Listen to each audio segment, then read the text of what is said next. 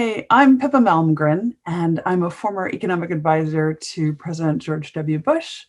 And I'm an author. In fact, I'm the co-author of this book, The Infinite Leader, that's just come out in October 2020, which we're going to talk about today. And my co-author is Chris Lewis, who founded and runs the second largest privately owned public relations firm in the world.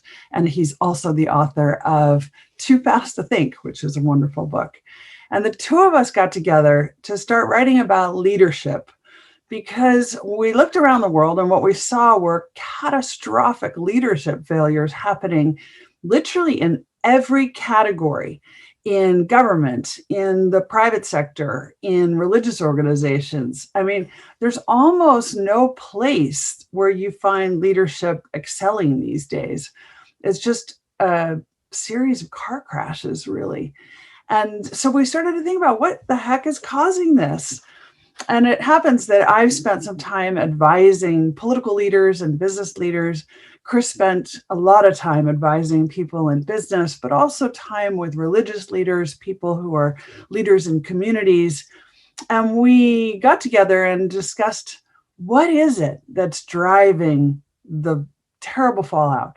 Why is it that in the year 2019 and 2020, that the biggest reason that CEOs are pushed out of office is because of ethical lapses?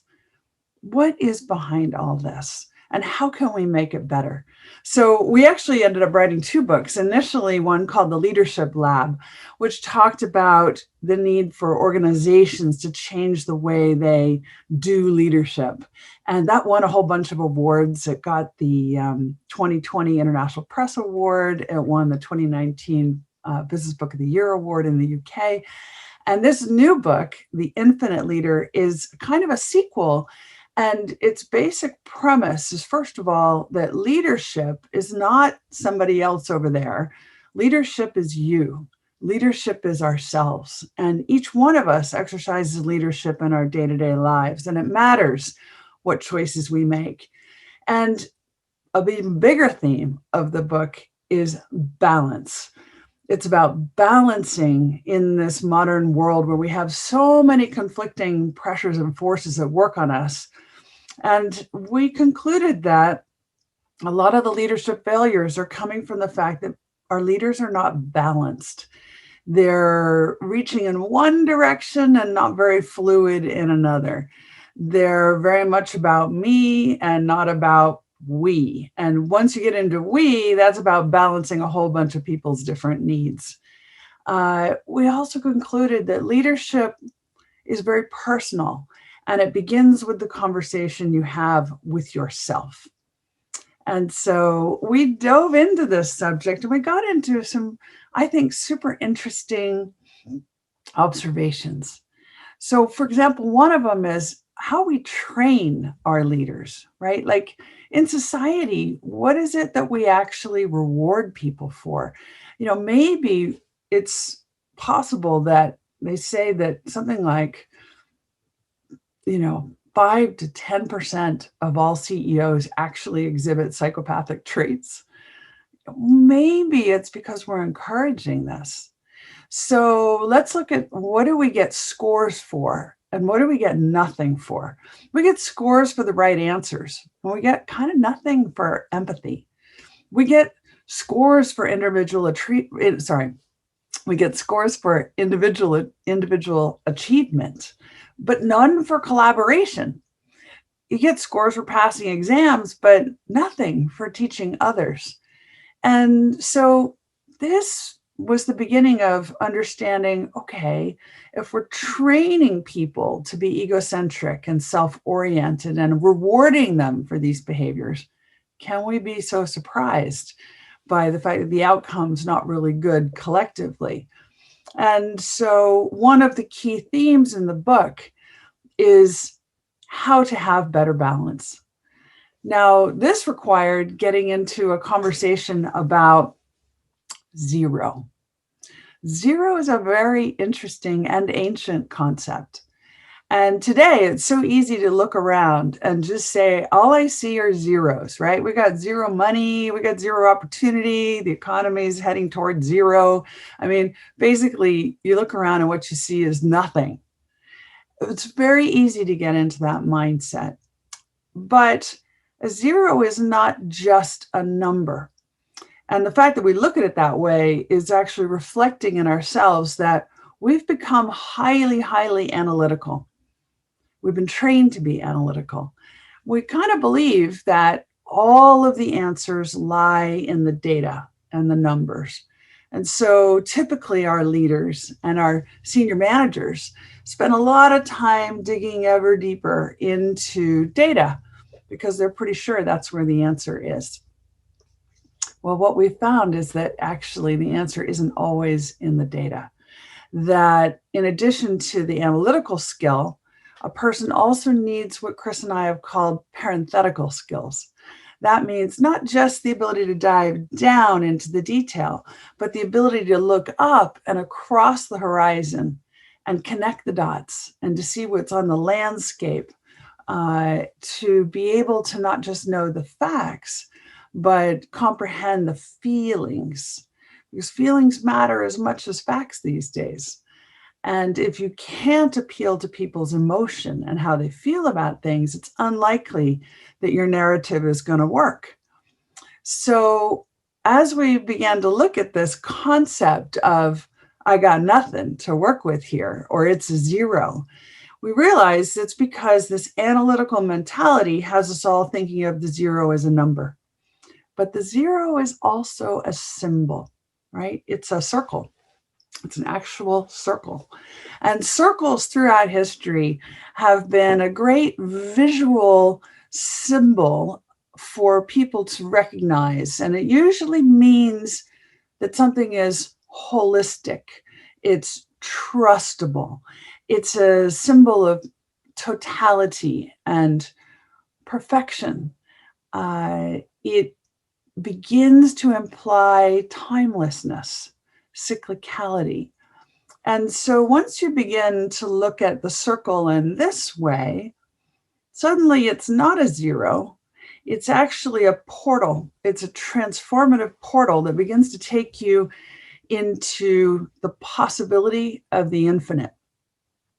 So let me give you a couple of practical examples of this. Almost every religion uses a circle in some way to convey this idea that you start with nothing, and by turning it, reframing it, twisting it, looking at it with new eyes, you can turn it into infinite possibilities. So the Enso symbol, for example, in Japanese Buddhism, the yin yang symbol from China, frankly, the ring from Lord of the Rings, even in Hindi culture, the bindi, the dot that sits on the forehead. In Christianity, halos, of course.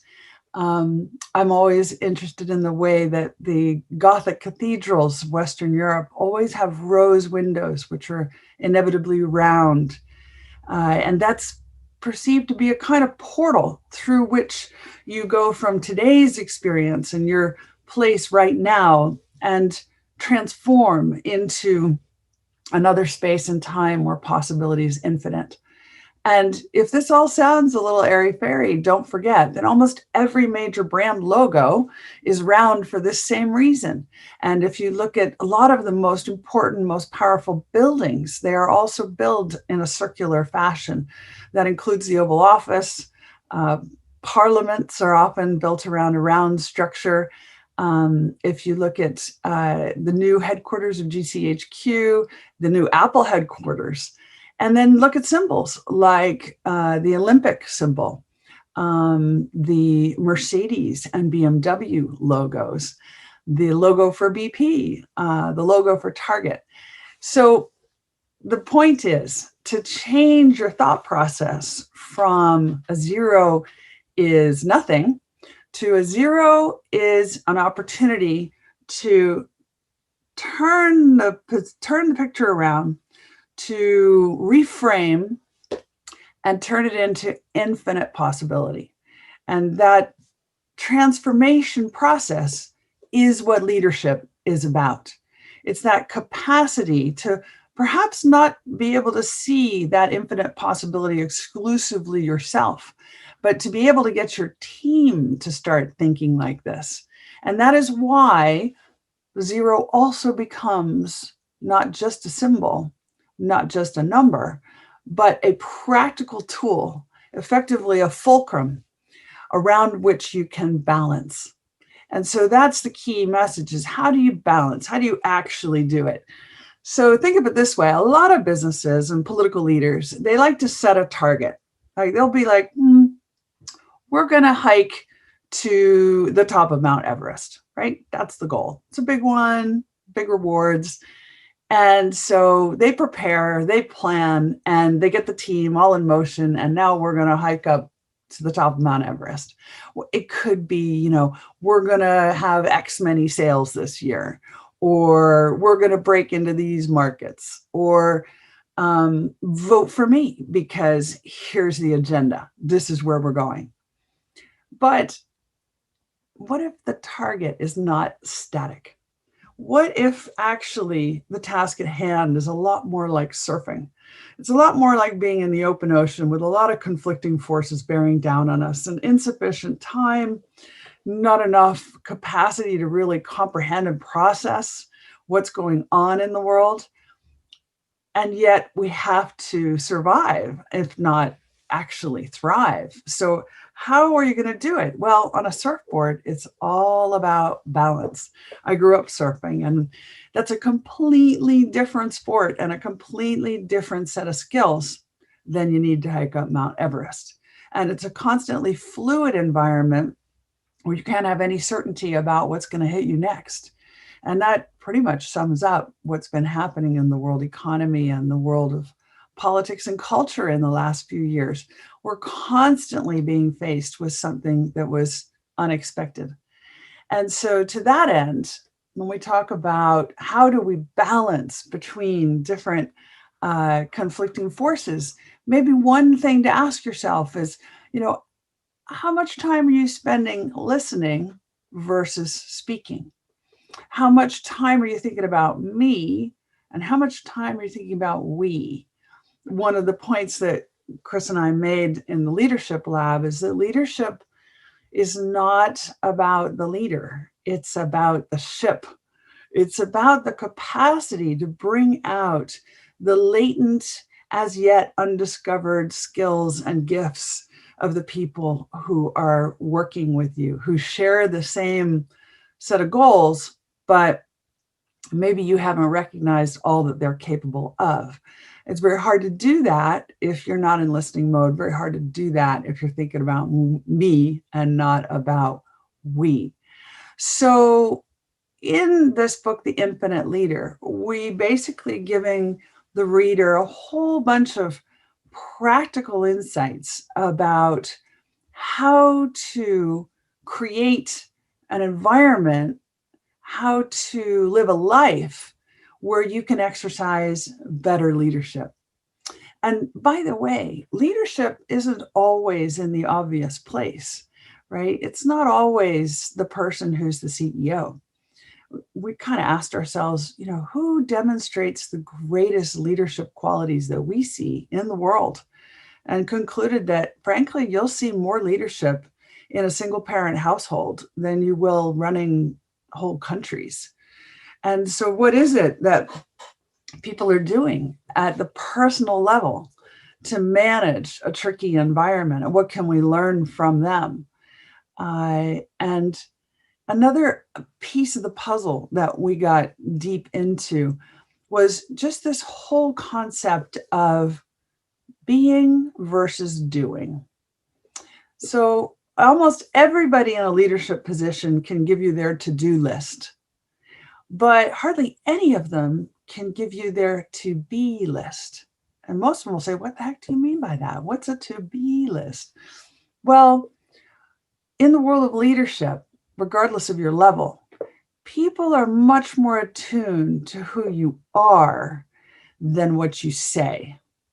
They're much more attuned to how you're being than what you're doing.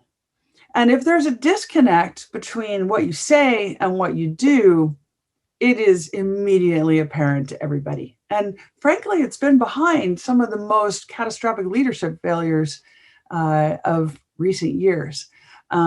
We give some examples in the book, like Adam Neumann at WeWork, hugely successful company, and yet ended in really a catastrophic failure.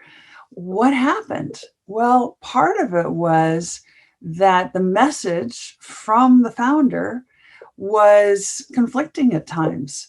And it could be little things like, for example, there was a policy in the company that the company would pay for your lunch as long as it was vegetarian, because they had a view that this was good for saving the planet. And yet the CEO, it seems, was ordering in burgers and eating them in the C-suite. Well, this is the kind of thing that just dents confidence in leadership. And you could say, well, who cares? Some people still eat meat. That's the way it is. But it's about what you're representing. And so what you do, what you are at the core of your being, and whether you're consistent with that is very, very much apparent. And so if you're not true to what you stand for, that is definitely going to affect whether people feel confident to follow you or not. And that's where, again, this balancing notion comes in. This idea that you need to not have one particular set of skills, but a lot of different skills. So let's come back to the analytical versus the parenthetical. If you're working in a company or you're working in politics, it might be easy to say, well, the bottom line is X. And if there's ever an issue, you should make the decision based on, well, what does it mean in terms of the bottom line of cost, for example? But actually, brands and political brands are built on trust. And that's not about cost. That's about belief. And so imagine a piano keyboard. At one end of the spectrum, you might have bottom line, cost accounting. And at the other end of the spectrum, you have trust and empathy for your customers, for your voters, for your colleagues, for the employees. Well, the question is, when is which one appropriate? And I think the answer is that what you want to be as a leader is balanced and able to play both ends of that piano spectrum when it's appropriate. So sometimes it makes sense to say the bottom line is this, and therefore we make X decision. But sometimes it's more appropriate to say, well, actually, trust and confidence in us as an entity, empathy, matters way more right now than the bottom line cost, and will save the company more by doing that. And so really good leaders do both. And that gets us into a very controversial subject that we address in some depth, which is gender and the balancing factors needed to deal with gender issues in modern society. And these are becoming more complex every day. We've all had the experience that we go out and say something and it's easy for someone to be offended by it. So how do we manage that? And how do we balance the conflicting needs? And part of it was, in our conclusion, that there are things we can call masculine ways of thinking or masculine qualities, things we can call feminine. We can have a big argument about that, I'm sure. But for example, the focus on community tends to be a more feminine quality. Now, that doesn't mean that only women can lead, although it's very interesting that in recent years, female leaders have done a really good job in very tricky situations, as we see with the Prime Minister of New Zealand, for example, who's just been reelected again. Really good leaders have the ability to exercise both masculine and feminine qualities in a holistic way, back to that kind of yin-yang symbol, the circle that shows us that balance between the two extremes is the key to success.